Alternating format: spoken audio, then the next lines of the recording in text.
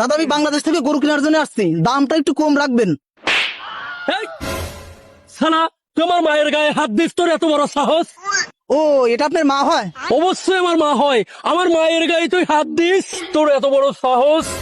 বাবা বাবা, মায়ের গায়ে হাত দেয় কোন শালা? এই যে বাংলাদেশি শালা। কি রে শালা, তুই আমার মায়ের গায়ে হাত দিস?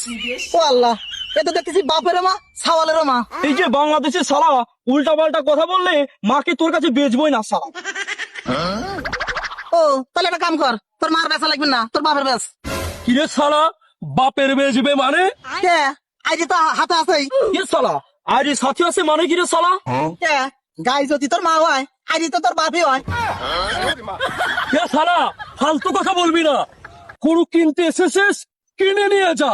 আর যদি বেশি কথা বলিস তোর কাছে বেচবই না। আচ্ছা ঠিক আছে দাদা, মেলা দিন গরুর গোস্ত খাই না, মা গরুটাই নিয়ে যাই। আচ্ছা শোন, নিয়েই যাবি, ওই আস্তে করে জব করবি, কষ্ট দিবি না। আর অল্প অল্প খাবি, একেবারে খাবি না। জানিস তো আমাদের মা হয়, কষ্টটা তো লাগবে নাকি রে? বুঝতে পারলো কিনা? আচ্ছা ঠিক আছে, এই যে টাকা নেন। শোনো বাংলাদেশি, আমার মায়ের যিনি কোনো কষ্ট না হয় দেখে শুনে নিয়ে যাবেন।